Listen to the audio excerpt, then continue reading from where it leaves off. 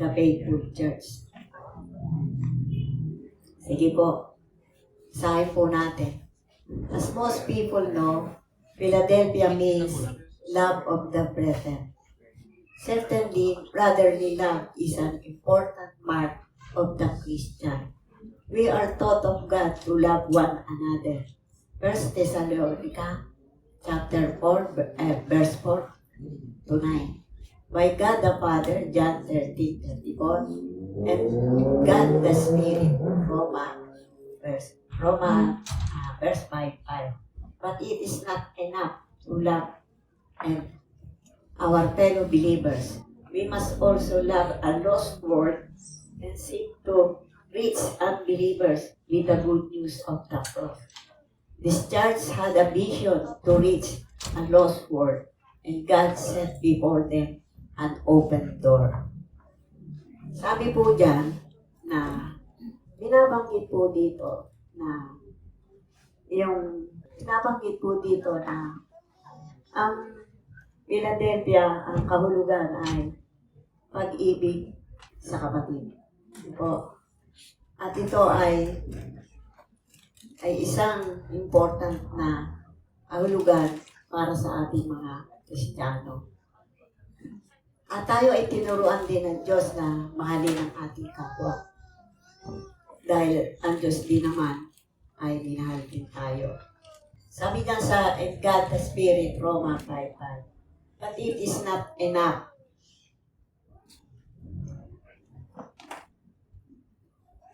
Pinakikilala ni Yesu Kristo ang kanyang sarili sa iglesia sa Philadelphia bilang isang banal. Ito ay katumbas ng kanyang pahayag na siya ay Diyos na siya nga. Si Yesu Kristo ay banal sa kanyang pagkatao, sa kanyang mga gawa, at sa kanyang mga layunin. Bilang ang banal, siya ay natatanging nakahiwalay mula sa lahat ng iba pa at wala ni isa mang maaaring ipantay o ihambing sa kanya. Ngunit ito rin ang tunay at wagas. Ibig sabihin, ang tunay at wagas, siya ang original at hindi nilikhang Diyos.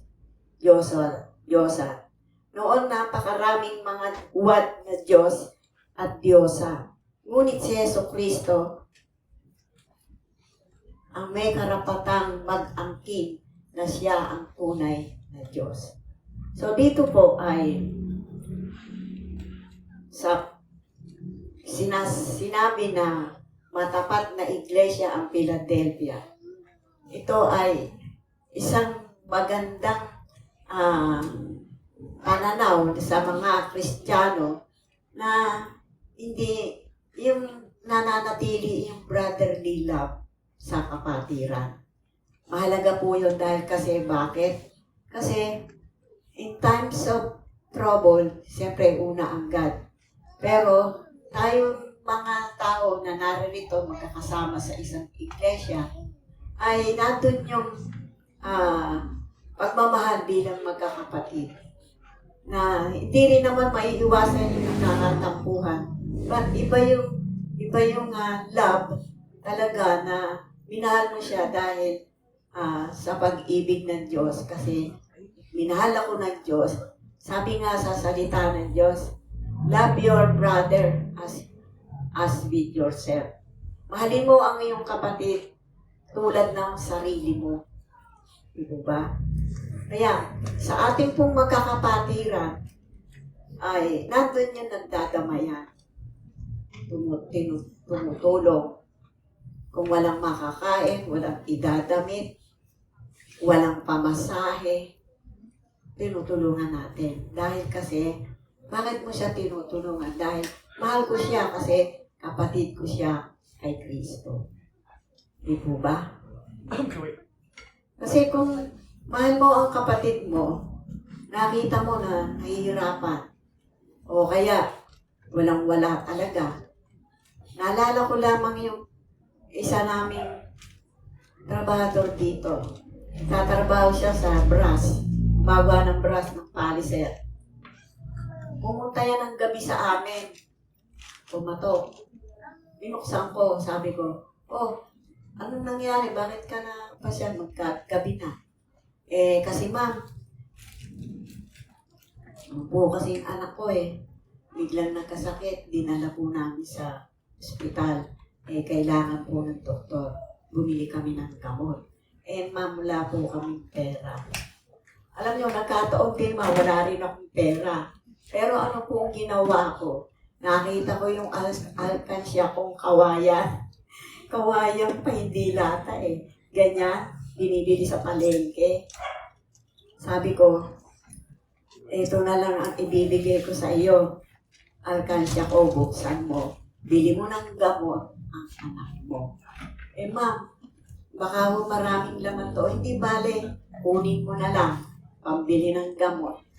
Malay mo kung yun lamang ang dapat na maging mabili niya para yung bata hindi lumala sakit o baka mamatay. Diba? Yun, sabi niya, sige ma'am, kukunin ko na po. Kasi mabigat. Ganyan, mabigat, puro coins Sabi ko, wala talaga akong perang ibibigay sa iyo. Pero sige, kunin mo na lang itong aking alkansya. Bibigay ko sa iyo. Kinuha niya, nilagay ko sa supot. Kasi kitang-kita naman pagka-alkansyang kawayan. Maliit lang, ganyan, no? Yan, ganyan. Pero mabigat. Sabi niya, sige ma'am. Tapos pumasok na siya nung pinalunisan. Sabi niya sa akin, ma'am, maraming salamat kasi po, yung anak ko nang nakabili ko ng gamot, gumaling po yung anak ko. Praise the Lord. Di po ba? So, dumadating yung mga sandali na biglaan, di natin inaasahan. Pero, yun, isang malaking bagay para sa iyo, kasi iniipon mo pero, binigay mo sa kanya para makatulong tayo. So, papasalamat ako sa Diyos dahil kasi nakatulong ako sa kapwa ko. Diba? So, dito po tayo sa verse 7. Umpisa po tayo.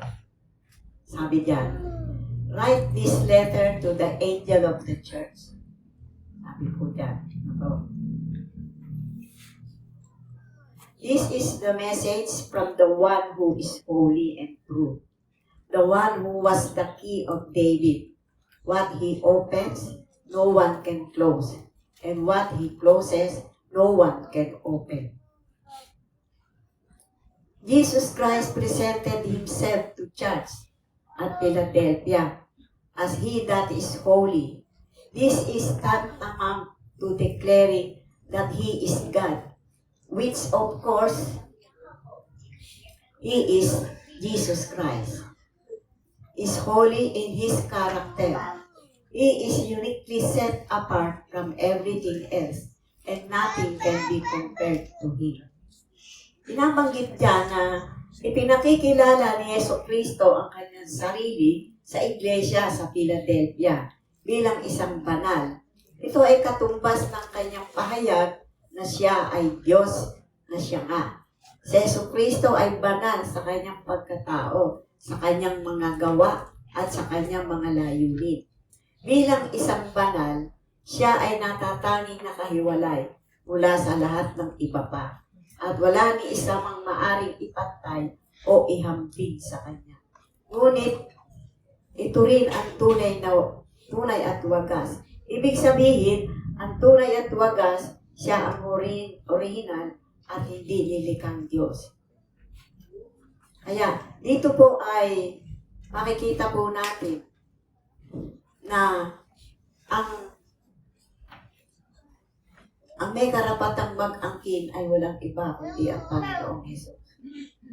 Binabanggit po dyan na pinakilala niya ang kanyang sarili sa church na Philadelphia.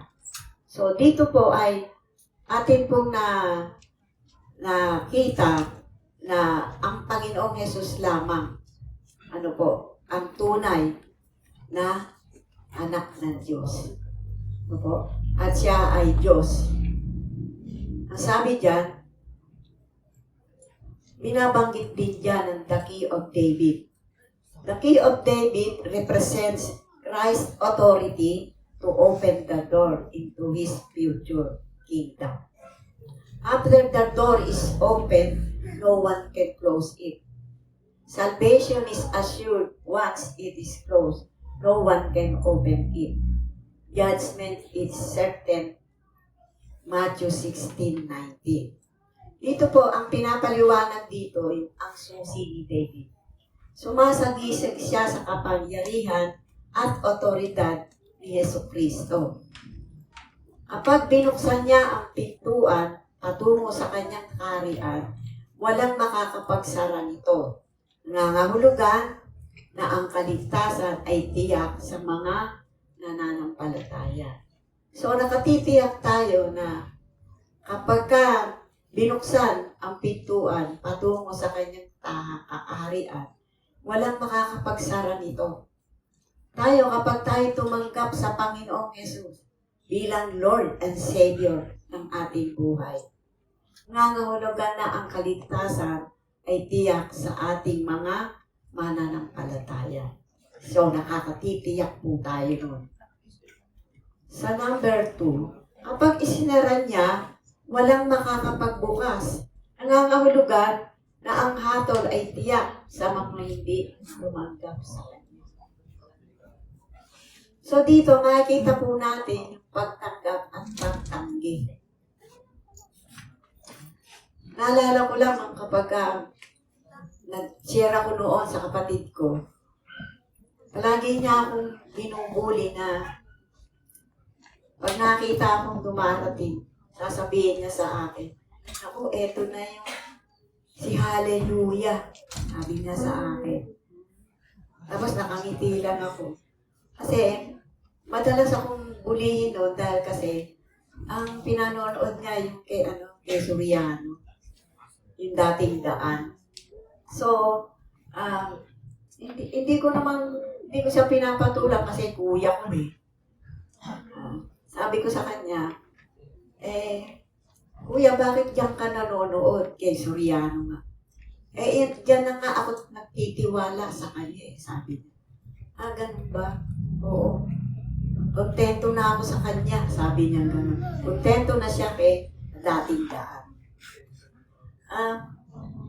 Sabi ko sa kanya, ganun ba? So, nung siya'y mag-birthday, binigaluhan ko siya ng Bible. Maganda yung Bible, malaki. Sabi ko sa kanya, Kuya, kung nanonood ka kay Soriano, pag may sinabi siyang verse, buksan mo yung Bible, basahin mo. Akala ko naman sumunod sa akin. Nung magkita uli kami, sabi ko, nasaan yung Bible mo? Di ko alam. Sabi niya, Di ba sabi ko sa'yo, di ba nanonood ka lagi kay Soriano?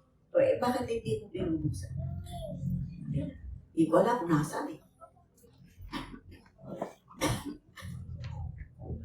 Yan sabi ko, sige lang, sabi ko gano'n. Talagang gano'n Nagbigay tayo ng Biblia, hindi naman binuksan. Kapag isinara niya, walang makakapagbukas. Nangangahulugan na ang hatol ay tiyak sa mga hindi tumanggap sa Kanya. So, pinapray ko na lang na maliwanagan din siya. Pero sa ngayon, wala na siya. Katulad sa Matthew 16:19, ipinakita na si Kristo lamang ang may kapangyarihan sa langit at sa lupa. At siya ang nagbubukas ng daan ng kaligtasan at nasa Kanya ng kaharian ng Diyos. So, ang authority na ibinigay ng Diyos Ama kay Jesus Christ ay siya yung nagbigay sa Panginoong Jesus ng kapangyarihan at otoridad para yung mission niya dito sa lupa ay kanyang matupad. So dito po, nakita po natin, ang sabi diyan, ibibigay ko sa iyo ang mga susi ng kaharian ng langit at anumang talian sa lupa ay tatalian sa langit. At anumang iyong kalagan sa lupa ay kakalagan din sa langit. Ito po yung binding and loosing. Kapag po tayo ay nagpe-pray o merong isa na napoposes, ano po, ginagamit po ito. Ginagamit po ito, verse na to. Ano po? So, sa ating mga pananampalataya, hindi po tayo dapat magtaka kung halimbawa, merong gustong magpa-pray kasi iba po yung kanyang nararamdaman sa kanyang katawan na parang iba yung pakiramdam niya. Meron kasi pong mga walang kibo ano po, na tao na hindi mo alam meron palang nangyayari sa buhay niya. Bigla na lamang malalaman po natin na yung tao na tumanggi sa pagtanggap kay Kristo ay naroon sa puso niya yung hindi niya kayang tanggapin si Kristo. Hindi niya kayang tanggapin na yung kanyang mga bisyo lahat ay kanyang kalimutan. Bisyo ng pagsugal, pag-inom, at pangbababae. So, pag marami po tayo, po tayo naging alipin ng lahat ng bisyo o kasalanan. Napakahirap talaga na ikayatin o sharean yung taong yun. So, paano ang pwedeng gawin? Ang ginagawa ng iba pag nagpa-pray, nandun yung binding and loosing. Ikaw, espiritu ng, halimbawa, ang taong yun ay basagulero, walang taong hindi niya inawan. Ibabay po doon yung espiritu ng galit, espiritu ng di ba kapag ka nagalit tayo, nang aaway tayo, sasaktan din natin yung ating kaaway. So, ano ibabay po natin doon? Espiritu ng galit. Espiritu ng nanakit. Kasi may tao na pagkabasugulero, konting marinig lang sa tenga, ay iba na yung reaksyon. Parang gusto na niya pitikin ka o ano ka, yung sipain ka, gano'n. So, yung galit at saka yung pananakit, iba yun. So, ibabahid mo din yun, yung hatred at saka yung pananakit. Kakalagan mo yon at makakawalan. Yung pag binind natin yon ay bind all your anger. No?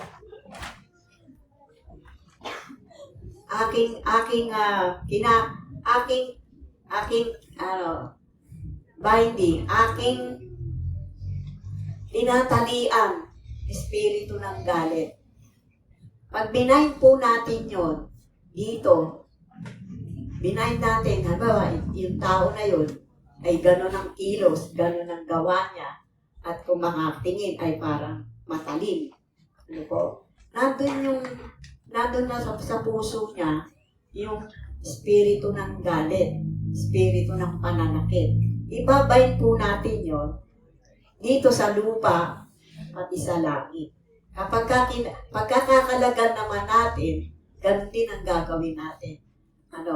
I bind you in Jesus' name. Akin itong kinakalagan, pinuputol, ang lahat ng mga nasa puso mo, ang lahat ng mga gawa mo. Ito ay aking kinakalagan dito sa binding and loosing. Ito ay aking pinuputol sa langit at dito sa lupa. At aking kinakalagan ay ang pag-ibig at kahinaan. Yun po ibig sabihin. So pagka po tayo ay nag-binding and loosing, huwag po natin kakalimutan na tayo ay nag-pray muna bago po natin yung gawin. Kasi hindi po ready yung ating spiritual na diwa. Kaya kinakailangan, gising po yon, hindi po natutulog. Ano po? So dito po ay ating po maunawaan na kasi ito yung itinuro ng Panginoong Jesus ibinigay niya sa kanyang mga alagad.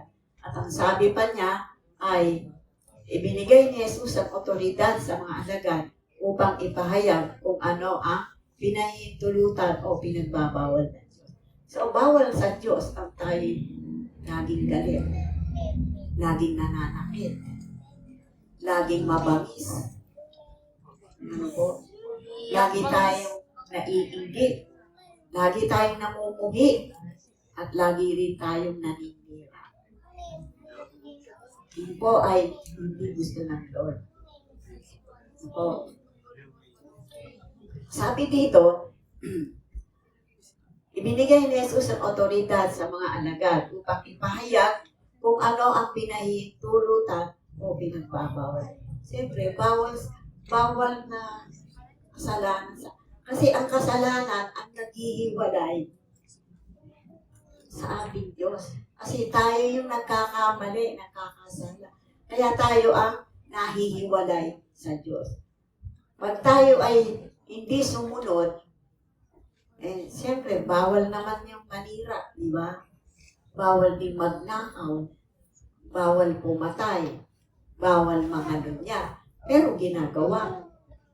Siyempre,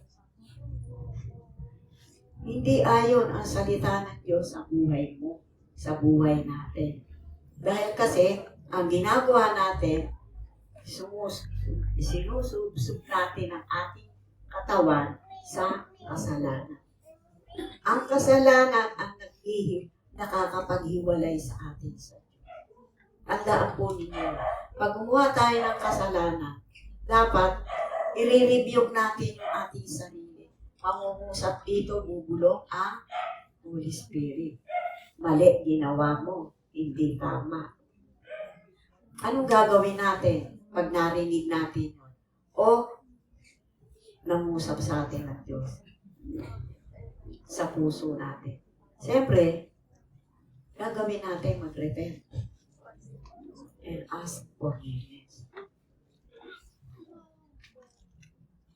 Pag po ba tayo ay nagkakamali, hindi yung tayo perfect na lahat. Ang perfecto lang ay ang Diyos. Sabi diyan, kapag ang isang bagay ay tinalit, pinagbawal, dapat yun ay ayon sa salita ng Diyos. So, pag pinag-pray mo yung tao at ang nasa puso niya ay puro galit, nag-aalab yung leopard sa kanyang puso, parang manilibasid ng kanyang harap. So, yun ang ating tatalian. Espiritu ng galit. At iyon ay ayaw sa salita ng Diyos. Ayaw ng Diyos yung tayo ay magagalitin. Ayaw ng Diyos ang tayo mabangis. Ang gusto ng Diyos ay maamo, humble, meekness. Pero kung iyon ay hindi mo ginagawa sa pang-araw-araw nating buhay, paano tayo makakasiguro yung kaligtasan binigay sa atin ng Diyos? Kung tayo ay gagawa ng gano'n. Kapag kinalag, pinayagan o pinatawad, ito'y dapat ayon din sa kanyang kalooban. Baka mamaya yung pinag-pray mo, hindi naman ayon talaga sa puso niya, napilitan lang, nahihiya, nakikisama, hindi po yun magiging mabisa para tablan yung tao. Kasi nga, hindi ayon sa salita ng Diyos. Kinakailangan madama ng isang tunay na Kristiyano yung pagiging humbleness. In so many ways. Hindi ko mo tayo Kristiyano, kinakailangan natin laging sabihin, Kristiyano ako. Kang lolo-lolo. Hindi po ganon. Kinakailangan pa din po natin na tayo magpakumbaba. Kung tayo ay laging binibiyayaan ng Diyos ng mga blessing, kinakailangan ay huwag tayong maging mapagmalaki.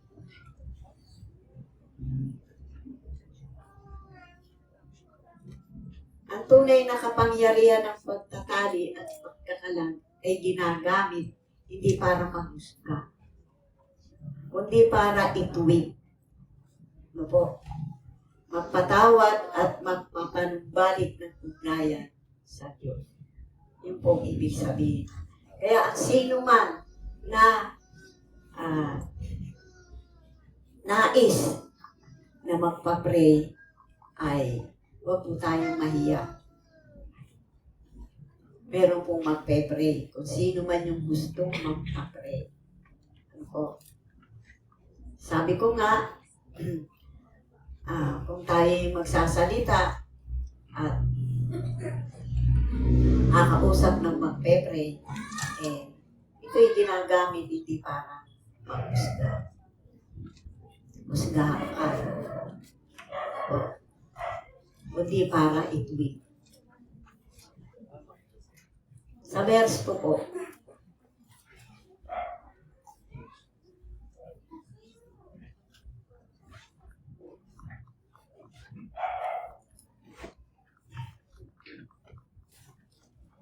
sa verse 8.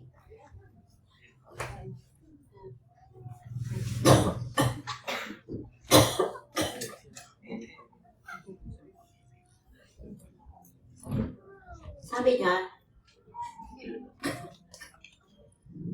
I know your deeds. See, I have placed before you an open door that no one can shut. I know that you have a little strength, yet you have kept my word and have not denied my name. So dito po, nakita po natin na alam ko ang iyong mga gawa. Tingnan mo, inilagay ko sa harapan mo ang isang pintong bukas na hindi maisasara ng sino man. Alam kong ikaw ay may kaunting kapangyarihan, ngunit tinupad ang aking salita at hindi mo itinakwil ang aking pangalan.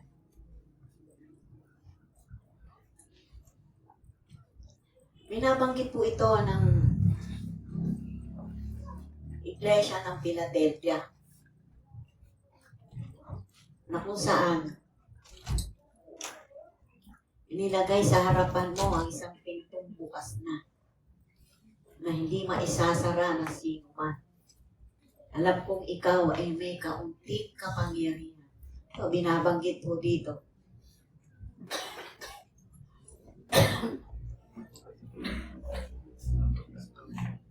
Sinasabing may kaunting kapangyarihan. Ngunit tinupad ang aking salita at hindi mo itinakwil ang aking pangalan. Ito po ay isang nakita sa church ng Philadelphia na kung saan ay nakikita ng Diyos ang ating mga gawa natin. Kalaban natin ay kung tayo gumagawa ng masama at gumagawa ng mabuti, nakikita tayo ng Diyos. At alam ng Diyos kung sino tayo sa harapan niya. Kaya patuloy natin na unawaing mabuti.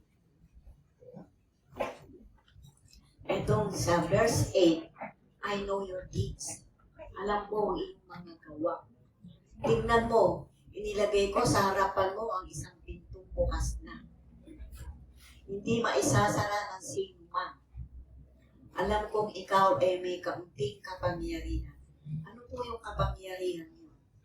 Meron tayo. Halimbawa, ang Philadelphia Church ay itong LPCF Church Kanunugan. Example lang po yun.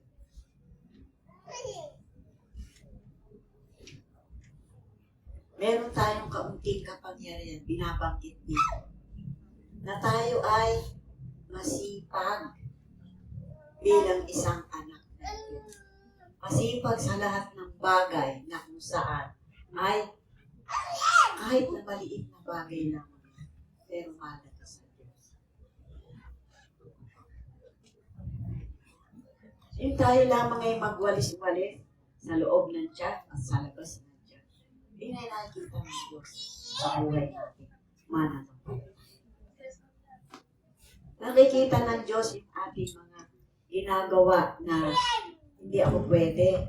Kahit na invited ka sa kasal, invited ka sa birthday, invited ka sa fiesta, pero mas pinahalagan mo ay ang Diyos sa iyong buhay.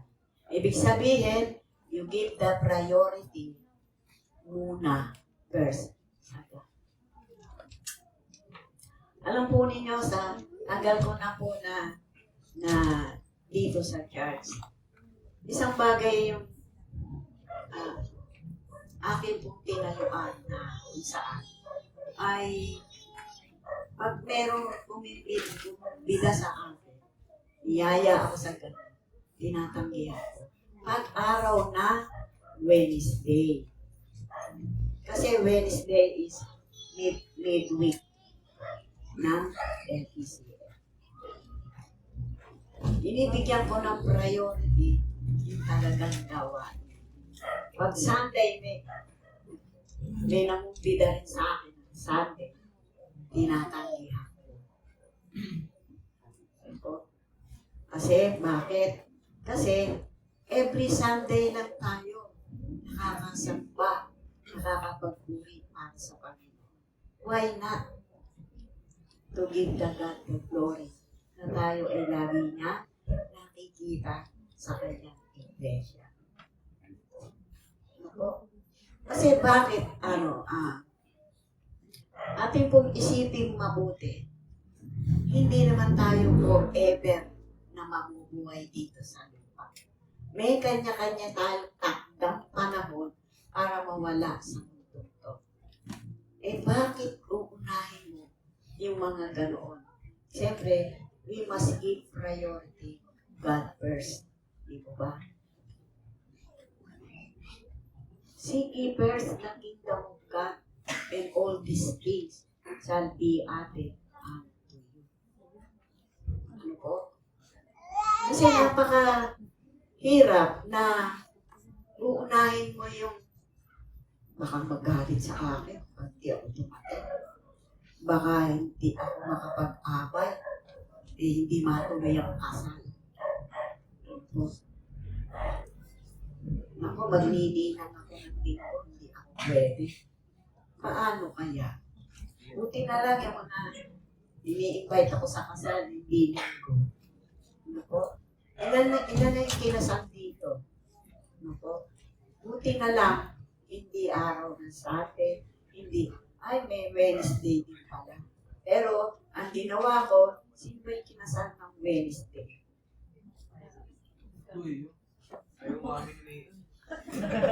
Silang dalawa pala.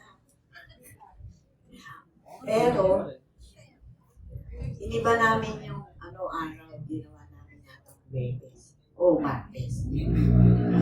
Midweek yun Wednesday. So,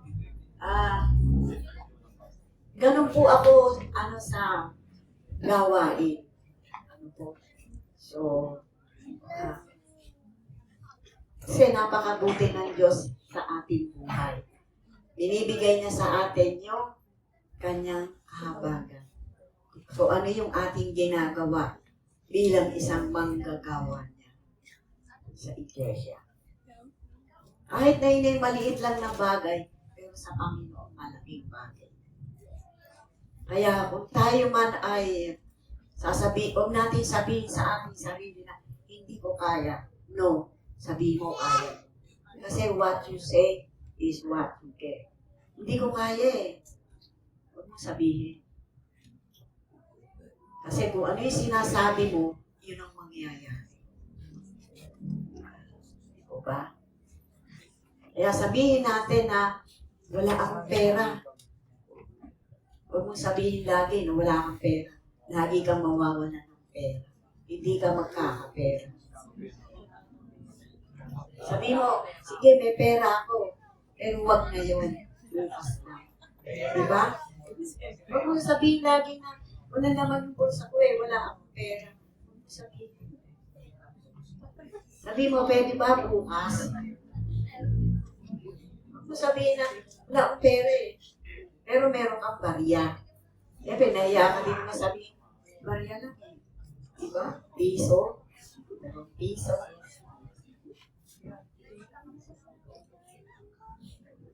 Sabi dyan, sa 2, isang pinto ang bukas na hindi maisasara ng sino man. Ito'y simbolo ng pagkakataon at pagpapala na ibinigay ni Kristo. Halimbawa, sa pangangaral ng mabuti, balita ng Ebanghelyo, paglilingkod at kaligtasan. Kapag siya ang nagbukas, walang makakapagsara.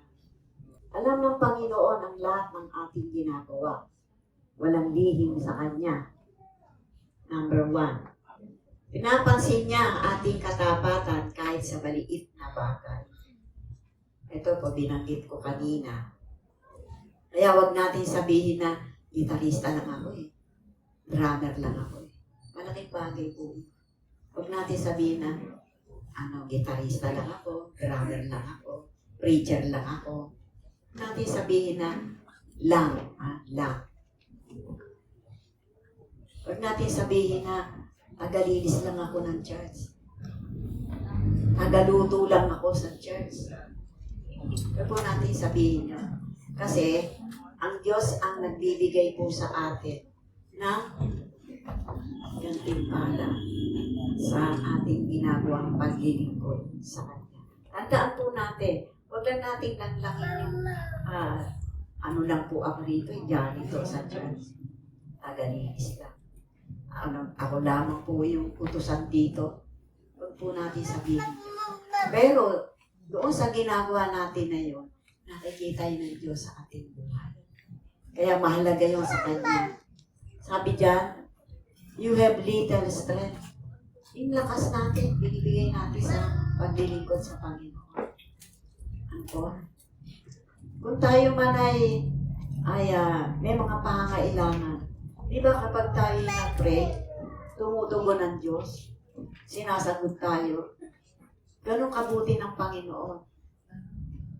Ang hinihingi mo Lord, wala kaming ulam.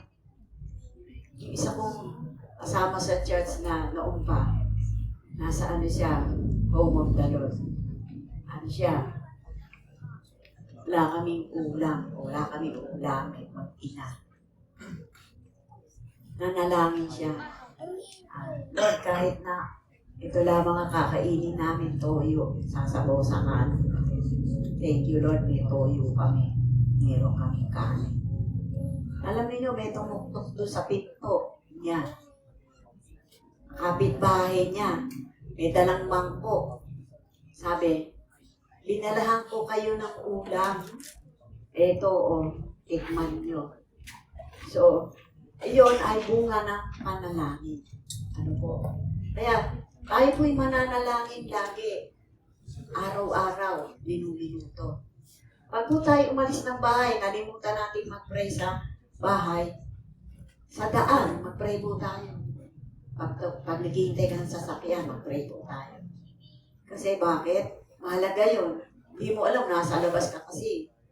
Kung biglang nagkaroon ng aksidente, nasa tabi mo, hindi ka pababayaan ng Diyos na ikaw'y masaktan. Ililigtas ka ng prayer na ginawa mo. Huwag po natin kalimutan ng mag-pray pag tayo lalabas. Magdadrive, mag-i-e-bike, magbabike, magmumotor. Huwag po natin kalimutan mag-pray.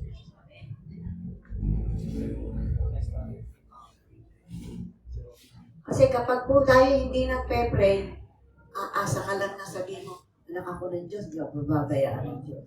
Pero iba po yung nagagawa ng prayer.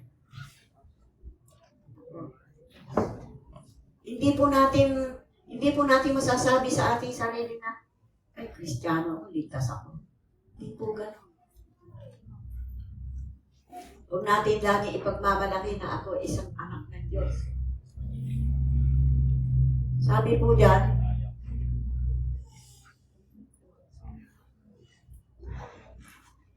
sa 2, Ang kapangyarihan ng Diyos ang nagbubukas ng daan, hindi ang tao. Kapag kaya po ako na-born again dahil po sa mag-asawa kay nanay at kay tatay Ed Lanti. Ano po? Na-born again po kami ni Tatay Rolly. At ang nag-alaga sa amin ng salita ng Diyos ay si Sister Sita Montisa, si Nanay Flo Lanti.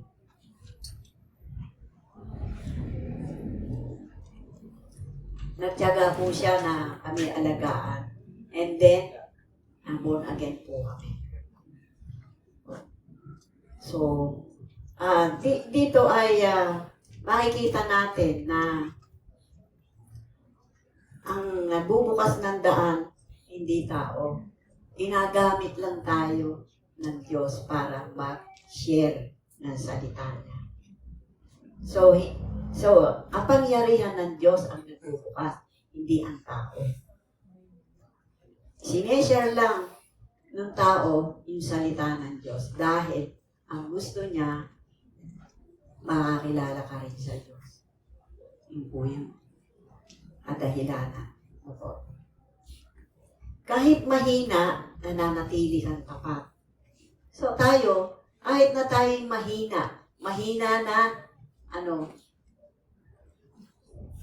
mahina tayo na mag-aral.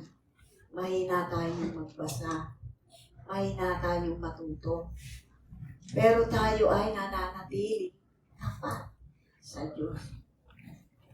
Hindi tayo gumagawa ng kasalanan, ng mali, ng masama. Hindi po yun.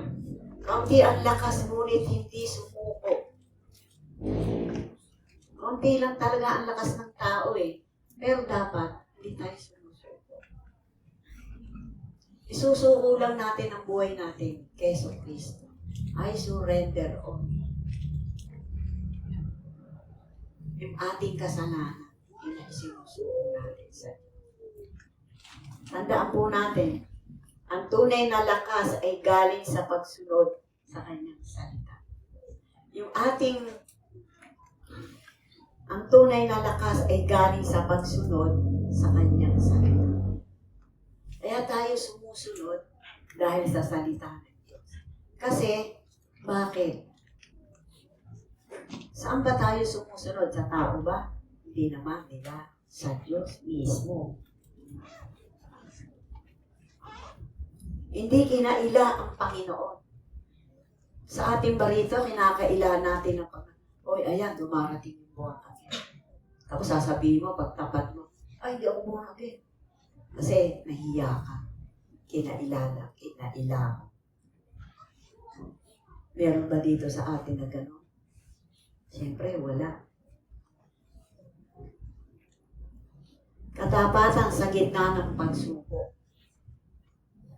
Kung tayo may pagsubok, huwag tayong give up. Huwag tayong bibigay. Kasi bakit? Sinusubukan din tayo ng Diyos kung gaano yung pananampalataya natin at kung gaano mo siya kamahal sa buhay mo. Yun ang ibig sabihin dito, katapatan sa gitna ng pagsubok. Kapag po nanaig sa atin yung damdaming makatao, hindi damdamin na kung saan yung buhay mo isinuko mo kay Kristo bilang Lord and Savior mo. Yung katapatan na yun, na ikaw ay sinusubok ng Diyos, bumigay ka. Kaya kung tayo, nung mamatay si Tatay Rolly noon, ay hindi ako nagreklamo sa Panginoon, kundi ang sabi ko sa Kanya, nung nakita ko si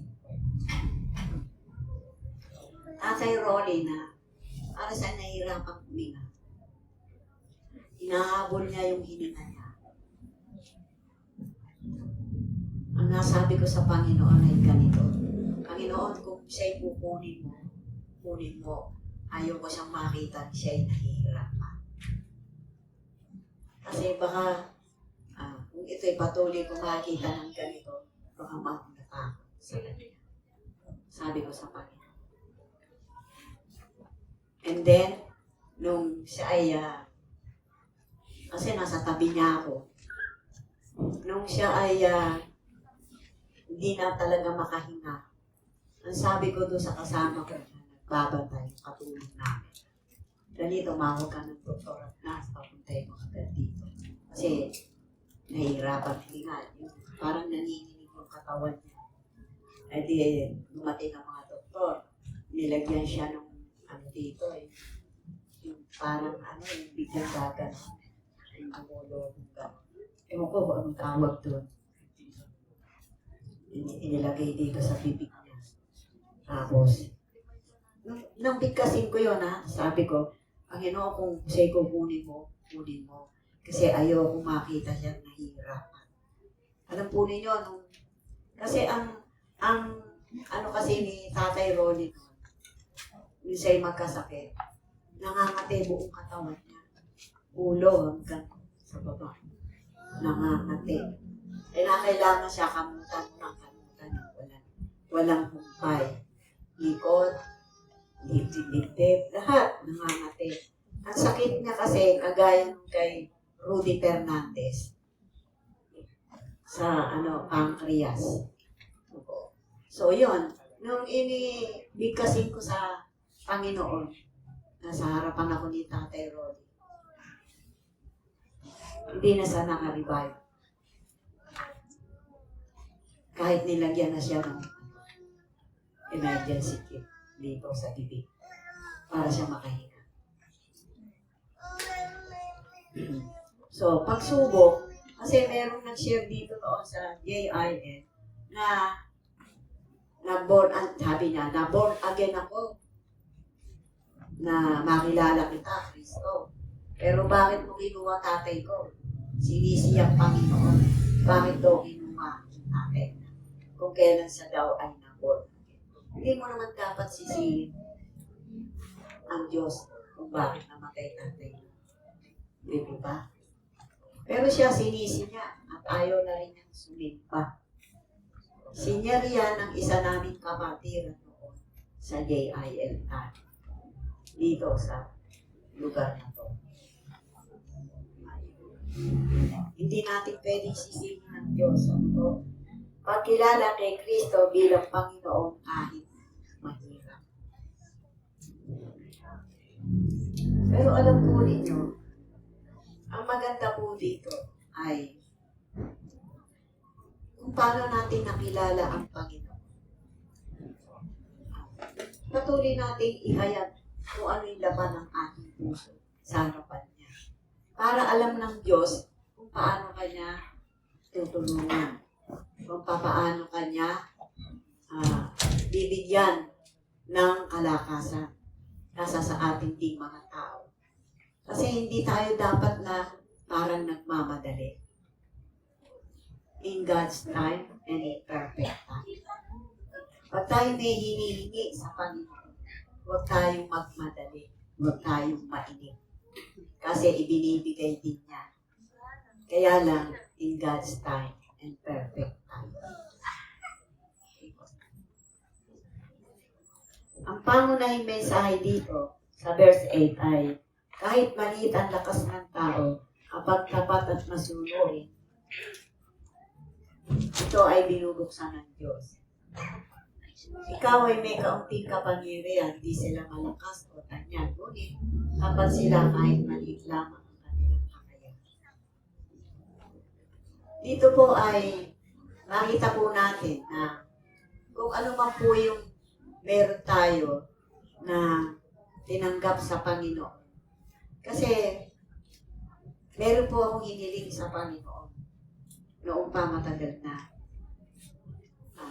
Sabi ko sa Panginoon na, Lord, sa kaarawan ko po, ihiling po ako ng regalo galing sa iyo. Sabi ko, pahingi ako ng regalo, Panginoon.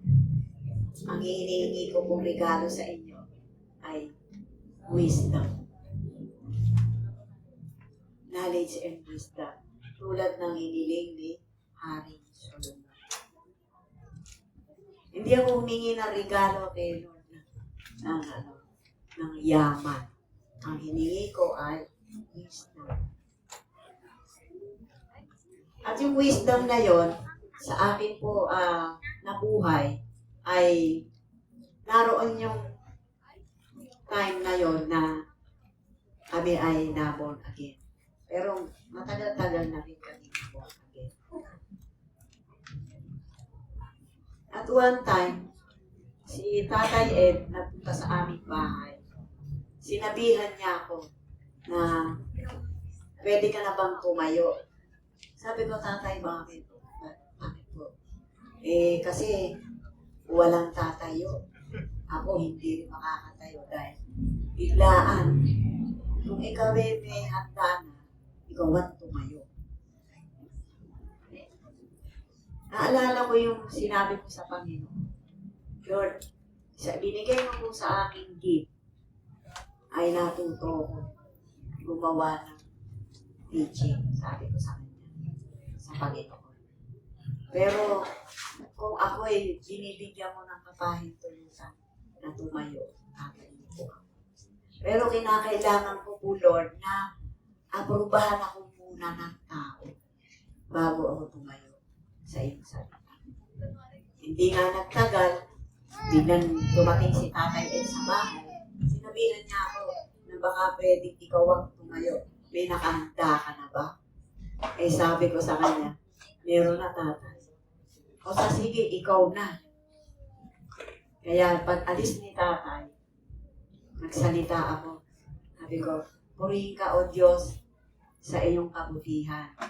Inaprubahan mo ko at ito na yung pag-approve ng tao sa akin para tumayo, magayat ng salita.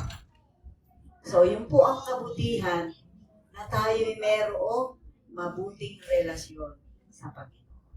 Ito po yung ibinigay sa akin ng Panginoon na gift na hiniling ko sa aking kaarawan. Hindi ko matandaan kung anong taon. Kasi my birthday is December. So yun. Dito po tayo.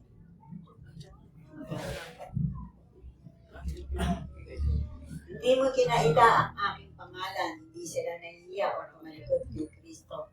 Hindi tapat sila nagpapahayag ng pananampalataya.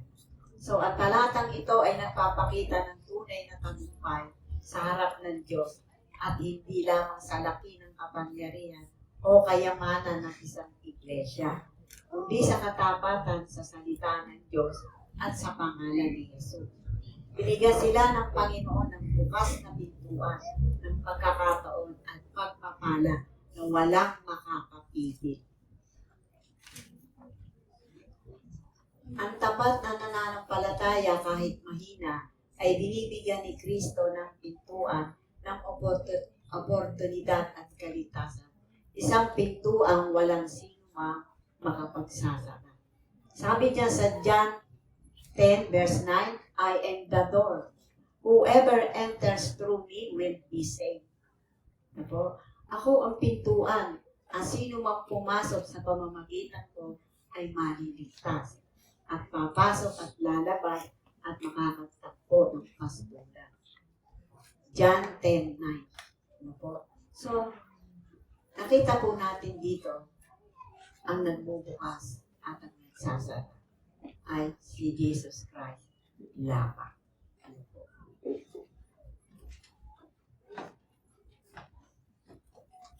Sa verse 9 po tayo.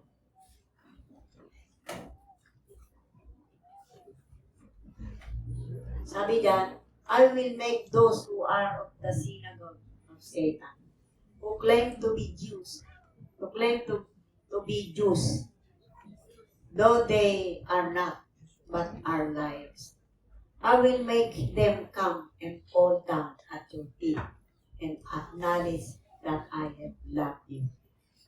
Sabi diyan, binibigay ko sa mga sinagoga ni Satanas na nagsasabing sila'y mga Hudyo at sila'y hindi nagsisinungaling. Sila'y aking papupuntahin at masasambahin sa harap ng inyong mga paa at malalaman nilang ikaw ay aking iniibig. So dito po, sinagoga ni Satanas to. Ito po ay tumutukoy sa mga tao nagsasabing sila'y kabilang sa bayan ng Diyos. Nag-aangkin ng kabanalan. Ngunit ang kanilang gawa ay puro laban sa kalooban ng Diyos. No? Sila ay mga nagpapanggap at nagsisinungaling. So ito yung mga Hudyo, na sinasabing hindi nagsisinungaling. Sila'y aking papupuntay at pagsasambahin sa harap ng iyong mga paa at malalaman nila ikaw ay aking iniibig. Ito yung sinagoga ni Satanas. Tumutukoy sa mga tao nagsasabing sila'y kabilang sa bayan ng Diyos. Pero hindi naman. Ngunit ang kanilang gawa ang kanilang mga gawa ay puro laban sa kalooban ng Diyos. Sila ay mga mapagpanggap at nagsisinungaling. So ito yung nagkukunwari paimbabaw, papag-imbabaw na gawa ng kaaway. Sa pasasambahin sa harap ng iyong mga paa. Hindi ibig sabihin na sasambahin nila ang mananampalataya. Hindi po tayo ang dapat sambahin. Kundi kikilalanin nila sa huli na ang tunay na anak ng Diyos ang siyang minamahal at pinanigan ng Panginoon. Ito ay tanda ng pagpapakumbaba at pagkilala na sila'y mali at ang iglesia ng Diyos ay tama. So dito makita po natin na sasambahin sa harap ng mga paa. Hindi ibig sabihin na sasambahin nila ang mananampalataya. Hindi po tayo ang dapat sasambahin, kundi ang tanging Diyos lamang. Dito po ay nakita po natin na sa iglesia ng Philadelphia, ito ay isang matapat na iglesia na kung saan ay nandun sa kanilang mga puso yung tunay na pag-ibig para sa Diyos. So mamaya po, after ko nang mag-preach, meron po akong surprise. Happy po dyan. Malalaman mo lang nilang iniibig kita. Ipapakita ng Diyos sa lahat. Kahit sa mga kumakalaban na ang kanyang tunay na iglesia ay nasa ilalim ng kanyang pag-ibig at pagkagiling. So yung Philadelphia Church ay nandoon yung pag-ibig at pagkalinga ng Diyos. Ang talatang ito ay pangako ng pagtatagumpay ng mga tapat sa Diyos. Yung mga dating muusig o nagmamalaki ay kilalang mali sila. Actually, yuyo ko bilang tanda na pagkilala sa katotohanan na ang Panginoon ay kasama ng kanyang mga tapat. So dito nakita po natin na itong talatang ito ay pangako ng pagtatagumpay ng mga tapat sa Diyos. Nakita po natin dito yung katapatan. Mga huwad na mananampalataya, sinagoga ni Satanas. Nag-aangking ngunit hindi tapat sa Diyos. Pagpapakumbaba sa huli. Masasambahin sa harap ng iyong mga paa. Kikilalanin nila ang katotohanan. Pag-ibig ng Diyos sa kanyang tapat. Malalaman nilang iniibig kita. Makikita ng Diyos ang kanyang pagtataguyod sa kanyang iglesia. Filipos chapter 2 verse 10 and 11. So dito, nakita po natin na kung saan ay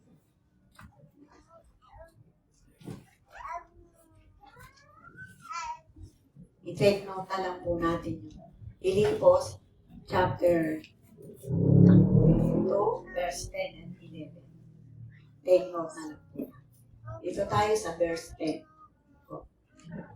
Since you have kept my command to endure patiently, I will also keep you from the hour of trial that is going to come upon the whole world to test those who live on the earth. Dito po ay nakikita po natin na yung faithfulness rewarded. Ito po. Faithfulness rewarded. Pinupuri ng Panginoon ang mga mananampalataya na matyagang nagtitiis. Hindi sumusuko sa gitna ng pagsubok. Ito po. So, itong ating ginagawa na pagtitiis na hindi tayo sumusuko sa gitna ng pagsubok, nakikita yun ng Lord. Alam yun ng Lord po, sa ating buhay. Sabi diyan, I will also keep you. Ipinahayag niya ang kanyang pangako ng proteksyon at pag-iingat. See, from the hour of trial that is going to come upon the whole world, ito ay tumukoy sa darating na malawakang pagsubok, tribulation o pandaigdigang pagsubok na susubok sa lahat ng tao. Ito po yun, nasa Matthew chapter 24. The best who live on the earth, layunin itong ihayag kung sino ang tunay na sa Diyos at sino ang sa mundo. So, dito marirealize na natin sa ating mga buhay, sa ating mga sarili, kung sino yung tunay na nasa Diyos at sino ang sa mundo. Ito po, ibig sabihin po. Since you have kept my command to endure patiently. Ito po.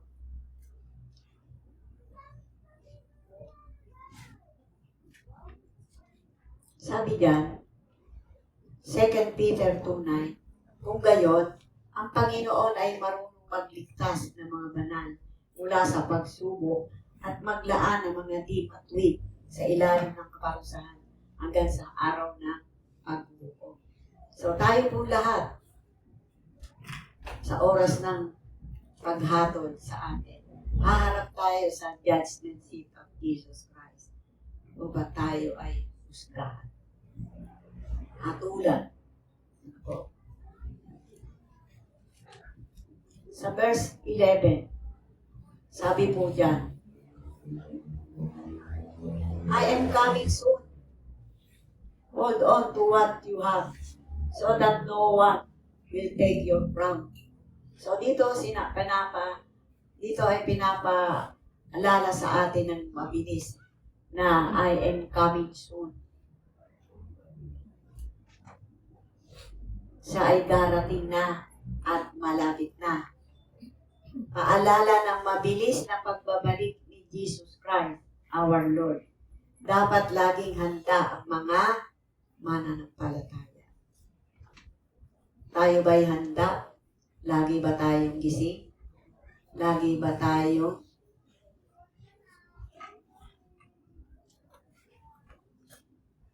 nananalangin? Lagi ba tayong tumatawag sa Diyos? Tayo ba'y handa at gising? Hindi tayo tulog. Tayo handa at gising na gising. Pero paalala lang po sa atin ito na napakabuti ng tayo ay handa at gising. Gising sa prayer. Handa sa lahat ng bagay na magaganap. Sa second coming ng Panginoon, ang church ng LPCF ay makasama sa rapture time. Ito po yung prayer. Araw-araw lagi. Lahat ng pamilya ng LPCF, lahat ng workers, lahat ng pastor, mapasama sa rapture time. Dahil alam natin ang maiiwan. Hold on to what you have. Panatilihin ang pananampalataya, katapatan at pagtitiis sa gitna ng pagsubok. So that no one will take your crown. Para yung crown mo. hindi maibigay sa iba. Ang crown ay gantimpala ng walang hanggan at tagumpay. Kung hindi tayo magpapatuloy sa pananampalataya, maaari tayong mawala ng gantimpala na alam. Kung tayo bibigay sa pagsubok, hindi natin matatanggap ang gantimpala na kalaan sa atin. Sinubukan tayo ng Diyos, hindi mo na kaya yung pagsubok. Pero sabi doon sa binasa ni Pastor Alvin kanina, sa Corinto, na walang pagsubok na hindi nalampasan ng mananampalataya. Binibigyan tayo din ng daan para ito ay ating mapagtagumpayan. Ang mensahe po dito ay tayo ay magpakatatag sa pananampalataya. Huwag sumuko, huwag magpadala sa tukso, at manatiling tapat kay Kristo hanggang wakas. So, ito po yung mensahe dito sa I am coming soon. Hold on to what you have so that no one will take your crown. Hindi natin alam kung tayo may crown. But, kahit tayo may crown o wala, kailangan tayo manatiling tapat sa Panginoon. Kasi siya lamang ang makapangyarihan na handang tumulong sa lahat ng mga tao na siya'y kilala at nandun sa kanilang puso si Jesus Christ. The one and only, our Lord and Savior ng ating mga kaluluwa. The lover of our soul is Jesus Christ. So dito,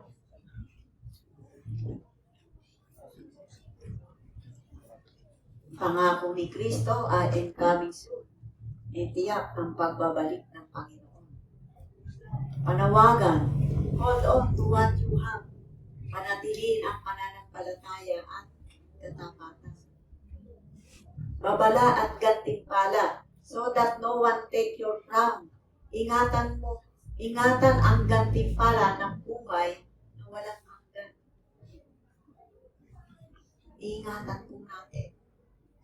Ang mensahe dito ay magpakatatag hanggang wakas dahil darating na si Kristo upang gantimpalaan ang tapat. Kaya dapat tayo manatiling tapat na nagtitiis.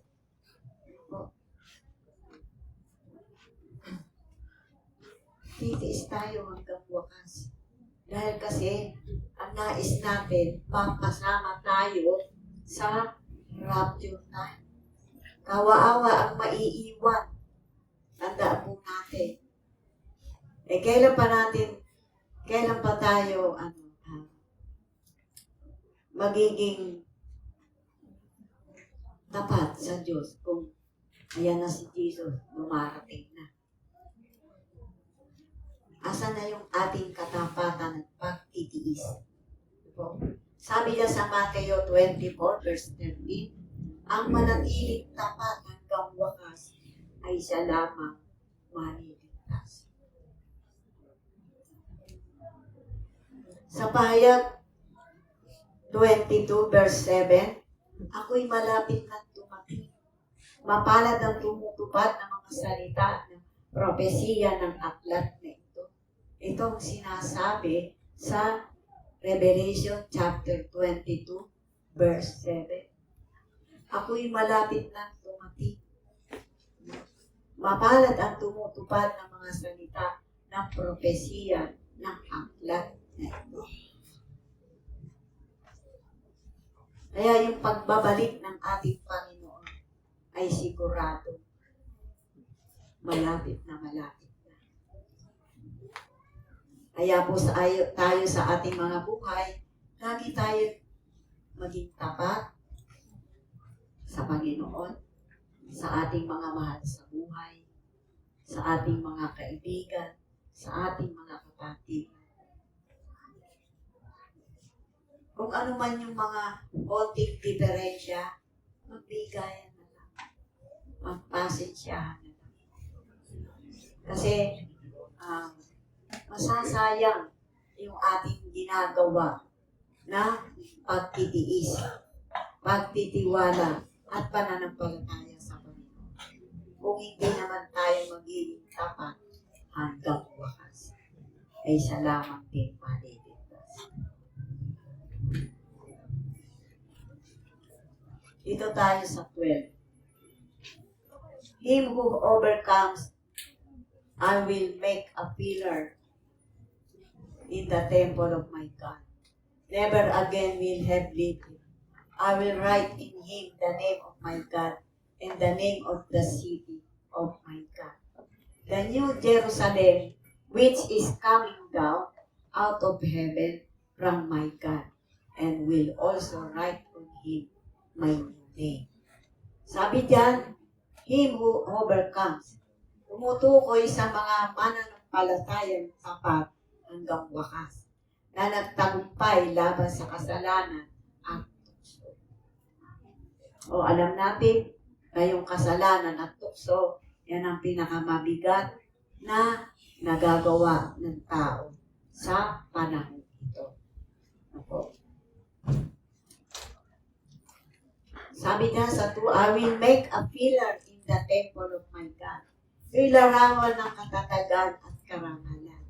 Ang haligi ay hindi matitira. Gayon din ang believer na mananatili sa presensya ng Diyos magpakailanman. Tayo ay mananatili sa presensya ng Panginoon. Kaya po yung ating katatagan at karangalan, ito ay isang haligi na hindi matitira. Sa 3, never again will he leave it. Katiyakan ng walang hanggang kaligtasan at hindi na mahihiwalay sa Diyos. I will write on the name of my God, the name of the city of my God, the new Jerusalem, pahayag ng walang hanggang tahanan sa bagong langit at lupa. Walang hanggan sa piling ng Diyos. Ito ay nasulat sa Pahayag 21, verse 2.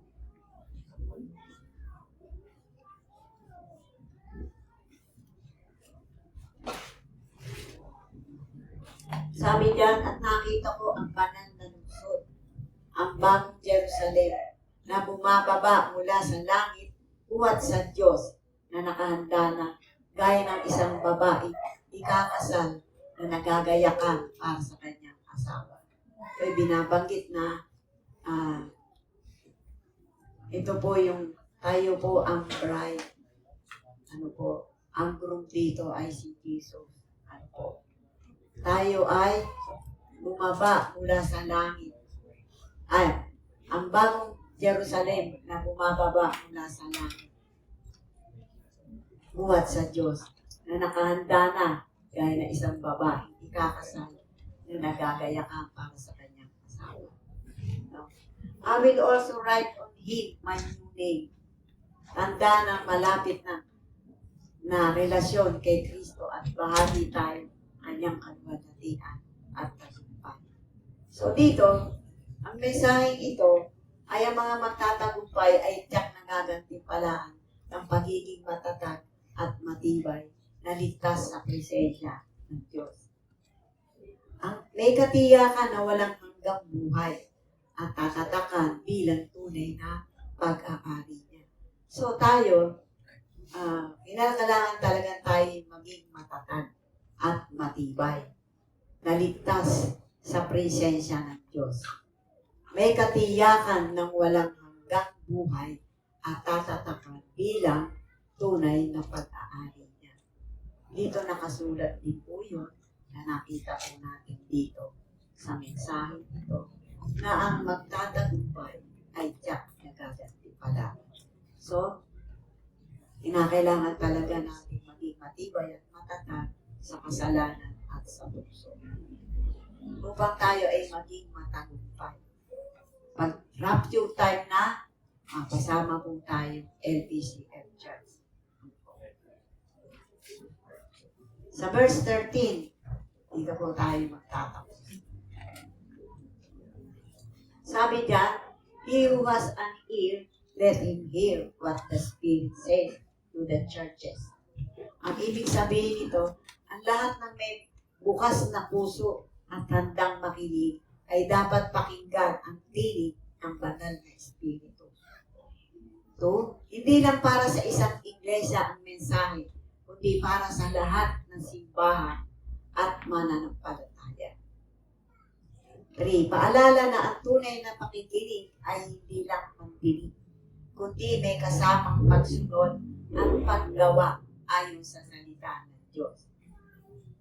He who has an ear, lahat ng handang makinig, let him hear, kaanyaya na tumugon sa salita ng Diyos. What the Spirit says, ang Espiritu Santo ang nagtuturo at nagpapaalala to the churches. Mensahe para sa lahat ng iglesia at mananampalataya. So, ang mensaheng ito ay ang bawat isa ay dapat makinig at sumunod sa tinig ng Espiritu. Dahil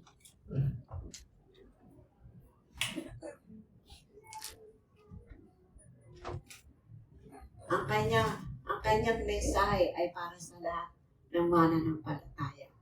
Ang utos na ito ay panawagan na maging mapagmatsyag at masunurin sa Espiritu. Sapagat ang kanyang mensahe ay mahalaga para sa kaligtasan at pananampalataya ng lahat. Ang mga talatang ito ay nagpapatibay na ang tunay na pakikinig sa Diyos ay sa pamamagitan ng puso at pagsunod, hindi lang sa pandinig. Sa pahayag 2:7, ang may pandinig ay makinig sa sinasabi ng Espiritu sa mga iglesia. Ang magtatagumpay ay siya kung pakakanin sa punong kahoy ng buhay na nasa paraiso ng Diyos. So, yun po. God bless po sa may pandinig ay nakinig ang Father. At patuloy lang na sa ating pong verse na ito ng Philadelphia Church, the Faithful Church, ay ito isang natatanging iglesia doon sa 7 churches. Ano po? Kaya po, sa umagang to, sa oras na ito, tayo po ay manalangin. Tumayo po tayo. Lord, thank you po sa aming narinig, sa aming pong natutunan. Tumimo po ito sa Lord sa kaibuturan ng aming puso, maging sa aming kaisipan na patuloy, Panginoon, na magkaroon kami, Lord God, ng kalakasan sa aming puso, sa aming kaisipan, at sa aming kaluluwa na kung saan, Panginoon, ay nakikita na po namin ang lahat ng signs na nangyayari sa buong mundo. At ito, O Diyos, ay isang palatandaan na ikaw ay malapit na dumating. And we pray, Panginoon, sa amin po, Lord, na naunawaan dito po sa the Book of Revelation sa Church ng Philadelphia. I pray, Panginoon, na ito po ay isang matapat na iglesia na kung saan, O Diyos, ay makitaan mo, Panginoon, sa iglesyang to, O Diyos, ang aming pong katapatan. Ang aming po, Panginoon, pagtitiwala sa iyo at ang aming ding pananampalataya. Patuloy, Panginoon, na sa presensya mo lamang kami, O Diyos. Patuloy na mapuno kami, Panginoon, ng pag-ibig at habag mo para sa aming mga tao sa panahon. Kailangan ka po namin, Panginoon. Pagkadya mo ang bansang to, Panginoon. At patuloy, bless mo, Lord, yung pong namumuno sa bansang ito. At patuloy, Lord, na sa buhay po ng bawat pamilya na sa bayan ng Pilipino, ay dumating din ang panahon na ang bawat tuhod ay luluhod sa iyo at ang bawat labi ay magsasabi, ikaw ay Diyos. Maraming pong salamat, Panginoon. Sa katapatan mo, Lord, sa aming buhay. Thank you, Lord, sa lahat ng mga blessings mo. Thank you po sa pag-iingat mo po sa amin. Sa araw-araw. Thank you po sa mga bagay ng puso na tunay kang Diyos na napakabuti sa aming buhay. Tuloy pagpalain mo ang bawat pamilya na sa bayan ng Pilipinas. Madama po namin maranasan, Panginoon, ang iyong kahabagan na patuloy mong dinirinig ang aming sabot dalangin pag kami tumatawag sa iyo. Humihingi, Panginoon, ng tulong. Kay laging gising. Lagi mo kami, Panginoon, tinitignan, binabantayan. Maraming po salamat sa katapatan mo sa iyong salita. Bless mo po ang bawat nakinig ng iyong salita. Tumimo ito sa kaibuturan ng bawat puso namin. At patuloy, Panginoon, mabuhay kami, Panginoon, na maging tapat bilang isang mananampalataya mo na kung saan ay nakakaasa kami tunay sa iyo na kami, Panginoon, hindi mo iiwan ni pababayaan pa. Bless mo po ang bawat isang narito at patuloy, Panginoon, samahan mo po kami sa bawat araw ng aming mga buhay. Sa iyo po namin, Panginoon, binibigay the highest praise, the highest honor, the highest glory. In Jesus' mighty name, please we pray.